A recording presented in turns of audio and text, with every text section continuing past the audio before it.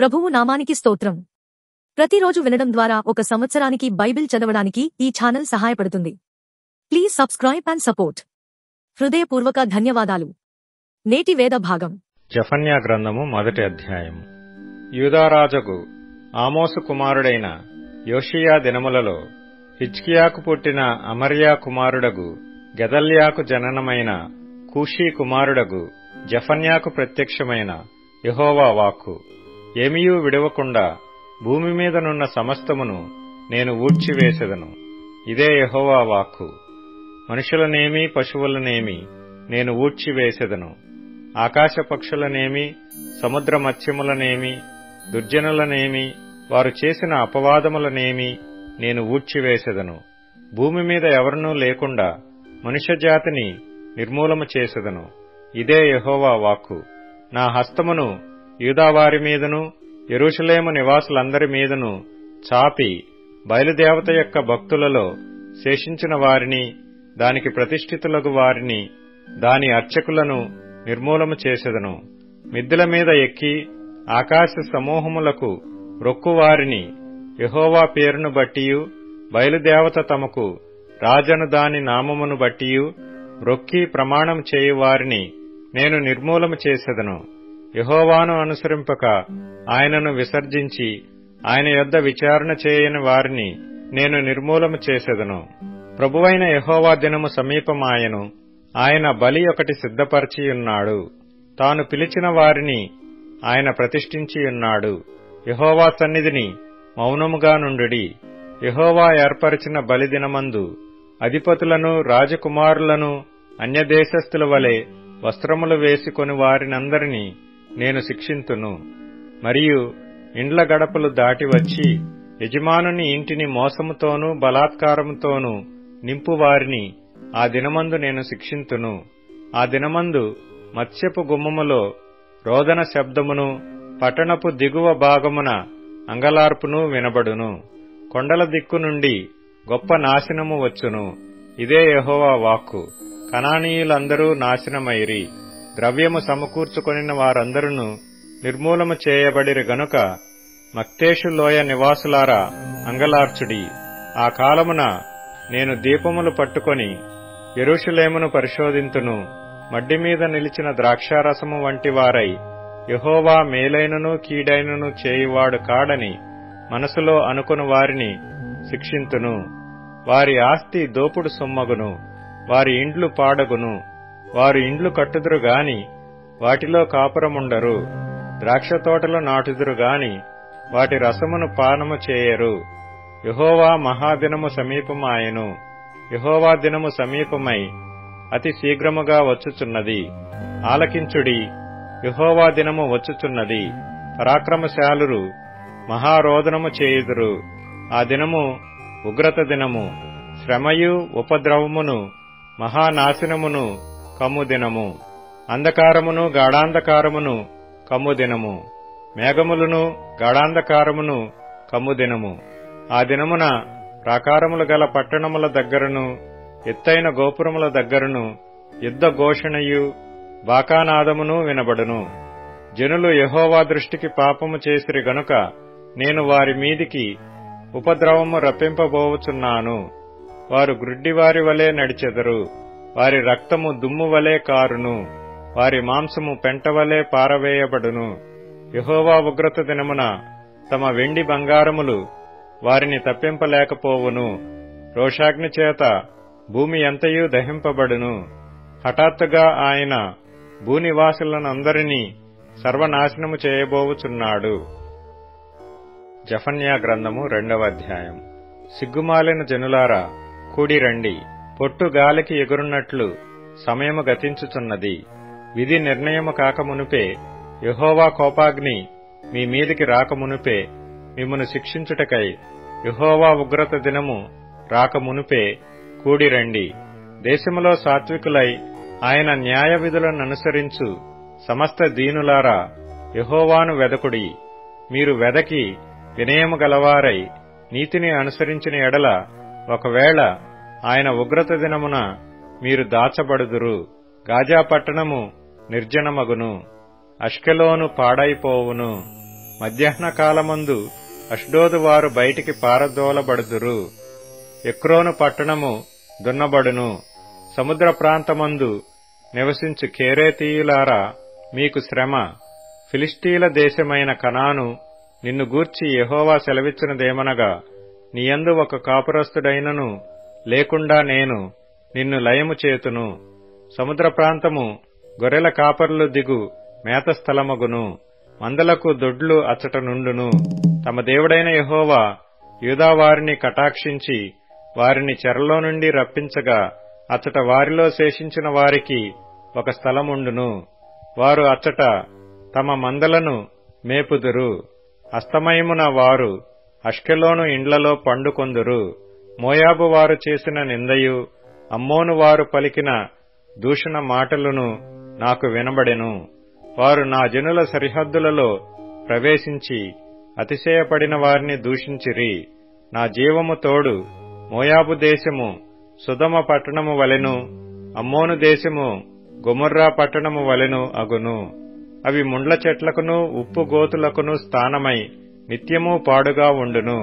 నా జనులలో శేషించువారు ఆ దేశములను దోచుకొందురు.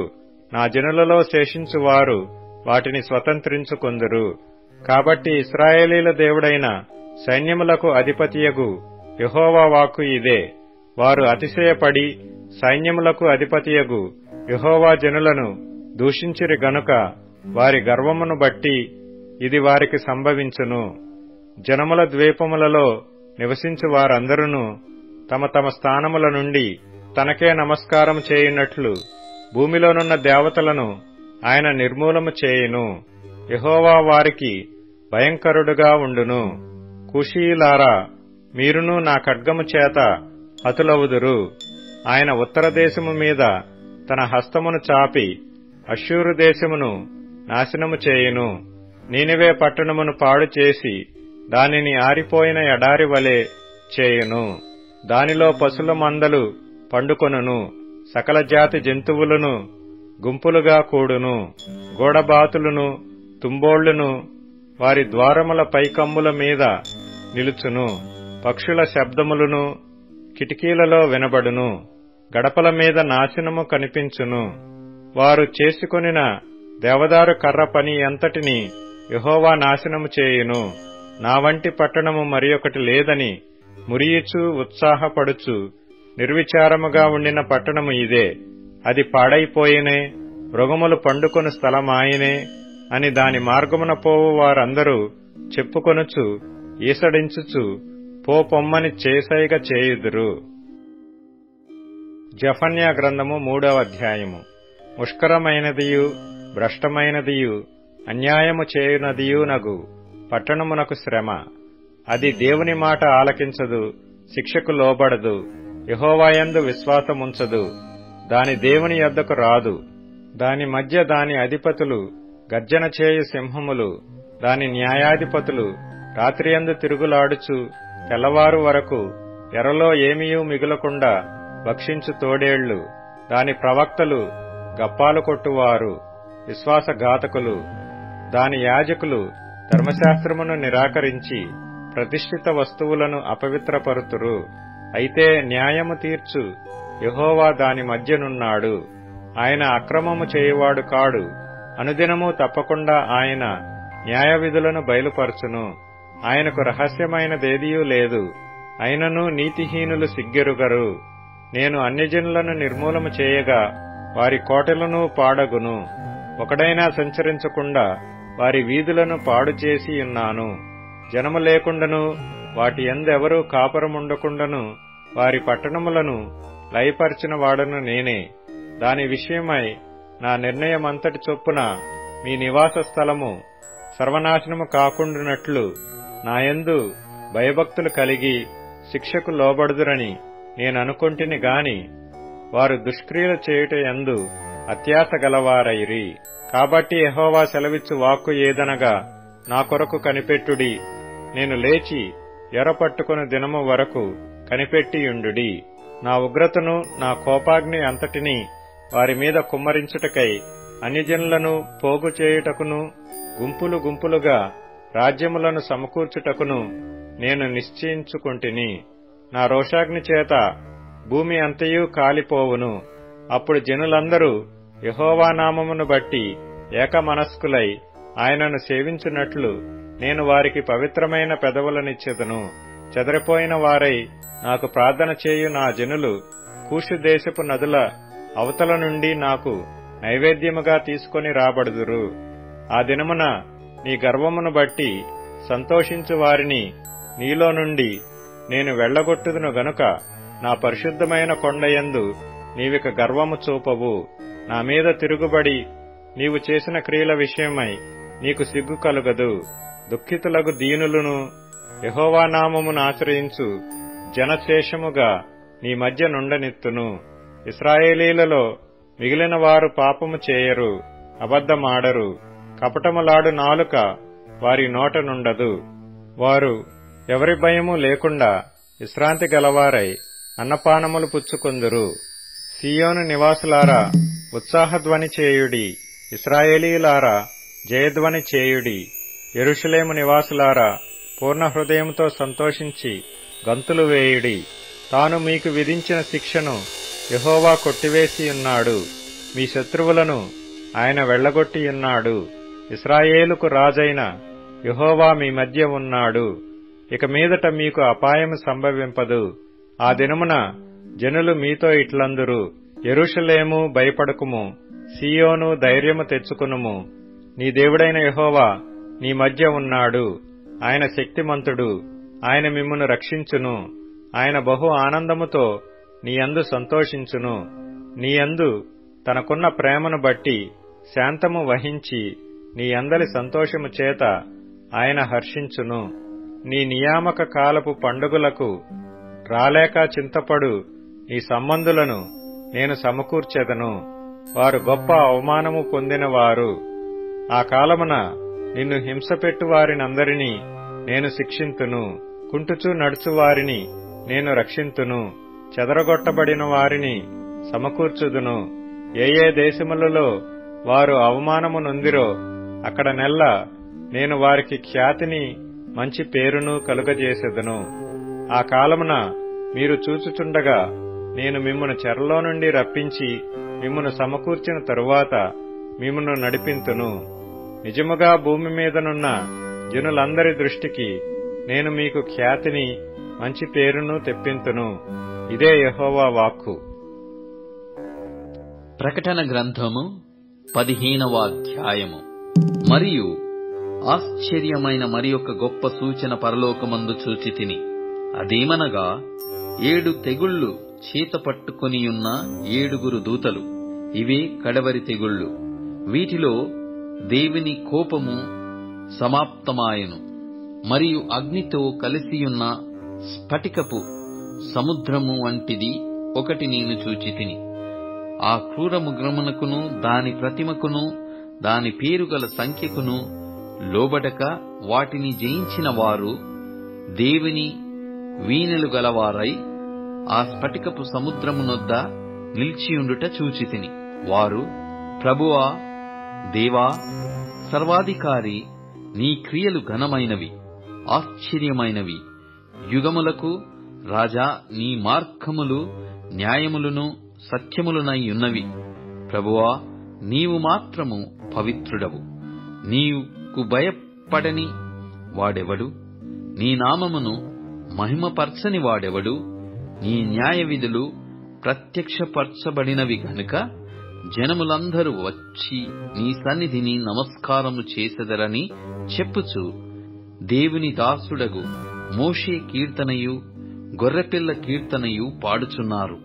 అటు తరువాత నేను చూడగా సాక్ష్యపు గుడార సంబంధమైన ఆలయము పరలోకమందు తెరవబడెను. 7 తగిళ్ళు చేత పట్టుకొనియున్న ఆ 7 దూతలు నిర్మూలమును ప్రకాశమానమునైన రాతిని ధరించుకొని రొమ్ముల మీద బంగారు దట్టీలు కట్టుకొనిన వారై ఆ ఆలయములో నుండి వెలుపలికి వచ్చిరి. అప్పుడు ఆ 4 జీవులలో ఒక జీవి యుగ యుగములు జీవించు దేవుని కోపముతో నిండియున్న 7 బంగారు పాత్రలను ఆ 7 దూతలకిచ్చెను. అంతటా దేవుని మహిమ నుండి ఆయన శక్తి నుండి వచ్చిన పొగతో ఆలయము నింపబడినందున ఆ 7 దూతల యొద్ద ఉన్న 7 తెగుళ్లు సమాప్తియగు వరకు ఆలయమందు ఎవడనూ ప్రవేశింపజాలకపోయెను. సామెతల గ్రంథం 22వ అధ్యాయం. గొప్ప ఐశ్వర్యము కంటే మంచి పేరును, వెండి బంగారముల కంటే దయయు కోరదగినవి. ఐశ్వర్యవంతులను దరిద్రులను కలిసికొందురు. వారందరినీ కలగజేసిన వాడు యెహోవాయే. బుద్ధిమంతుడు అపాయము వచ్చుట చూచి దాగును. జ్ఞానము లేని వారు యోచింపక ఆపదలో పడుదురు. యెహోవాయందు భయభక్తులు కలిగియుండుట వినయమునకు ప్రతిఫలం. ఐశ్వర్యమును ఘనతయు జీవమును దాని వలన కలుగును. ముండ్లును ఉరులును మూర్ఖుల మార్గములో ఉన్నవి. తన్ను కాపాడుకొనువాడు వాటికి దూరముగా ఉండును. బాలుడు నడవవలసిన త్రోవను వానికి నేర్పుము. వాడు పెద్దవాడైనప్పుడు దాని నుండి తొలగిపోడు. ఐశ్వర్యవంతుడు బీదల మీద ప్రభుత్వము చేయును. అప్పు చేయువాడు అప్పిచ్చిన వానికి దాసుడు. దౌష్ట్యమును విత్తువాడు కీడును కోయును. వాని క్రోధమను దండము కాలిపోవును. దయాదృష్టి గలవాడు తన ఆహారములో కొంత దరిద్రునికిచ్చును. అట్టివాడు దీవెననొందును. తిరస్కార బుద్ధి గలవాని తోలివేసిన ఎడల కలహములు మానును. పోరు తీరి అవమానము మానిపోవును. హృదయ శుద్ధిని ప్రేమించుచు దయగల మాటలు పలుకువానికి రాజు స్నేహితుడగును. యెహోవా చూపులు జ్ఞానము గల వానిని కాపాడును. విశ్వాసఘాతకుల మాటలు ఆయన వ్యర్థము చేయును. సోమరి బయట సింహమున్నది, వీధులలో నేను చంపబడుదుననును. వేశ్య నోరు లోతైన గొయ్యి. యెహోవా శాపము నొందినవాడు దానిలో పడును. బాలుని హృదయములో మూఢత్వము స్వాభావికముగా పుట్టును. శిక్షాదండము దానిని దానిలో నుండి తోలివేయును.